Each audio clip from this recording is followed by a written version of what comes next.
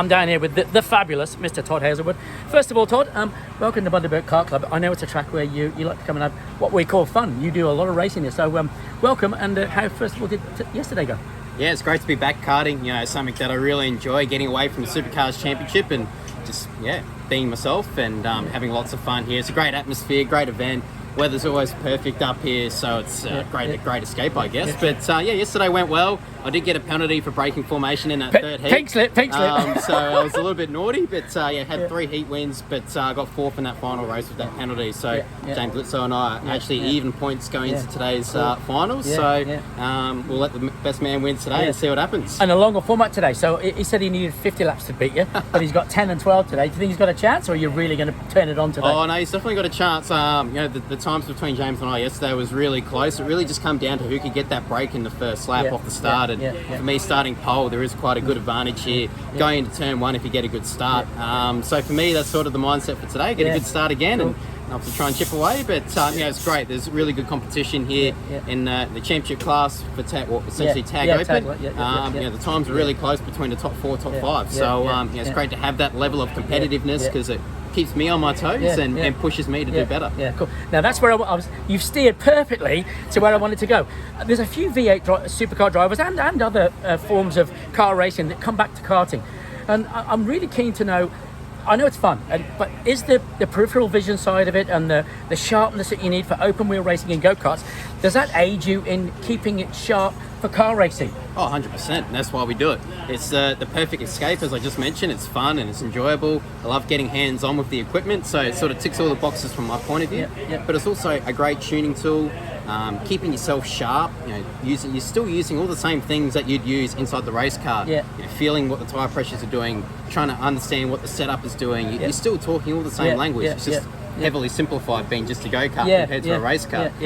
So it's great from that point of view. I think it ticks all the boxes for what I want to do outside of supercars.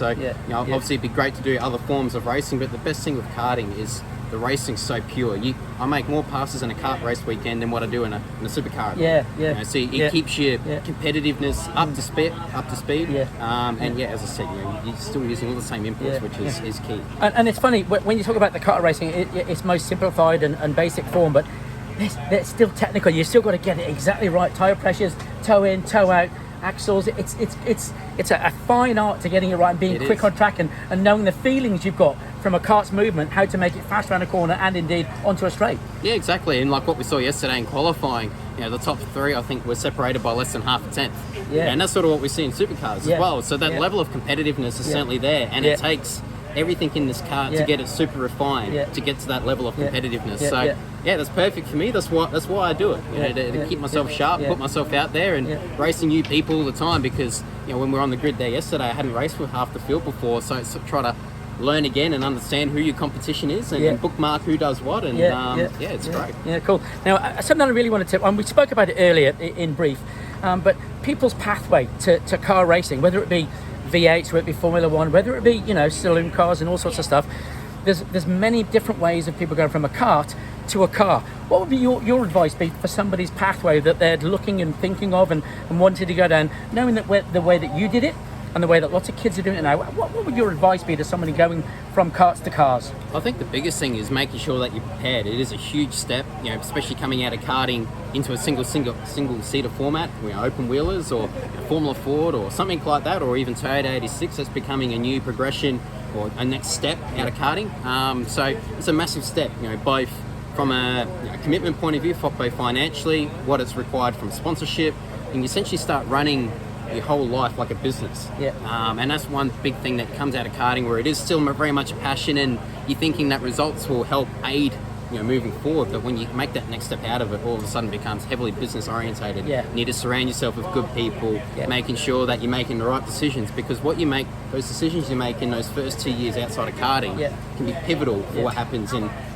the future of your career. You see guys like Oscar Piastri, they made the right steps, surround themselves with the right people. You have management from Mark Webber, which it's not, it's easier said than done, but you got to put yourself out there. And that's a big thing in that young phase of your career. You got to be ready to put yourself out on the market. Don't be afraid to ask questions. And there's plenty of people out there that are more than willing to give advice. People like myself that when you go through that journey and when you finally get to the top, there's a sense of, I guess, where you want to give back. From my point of view, that's why I'm here this weekend, because there's so many people that are asking those same questions. What can I do to future-proof my career, and how do I make that next step out of karting? And there's so many things that are unknown, and I look back at my career, there's so many things I wish I could have done better, but we just didn't know at the time.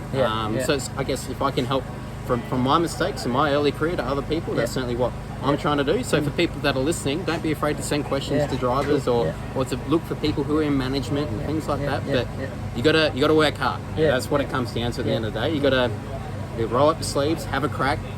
You only get one opportunity in life to do it. So when you're young, that's certainly the best time to do it. One last question: transfer of skills. Now, driving is steering a vehicle around corners onto straights, knowing what the opposition is doing.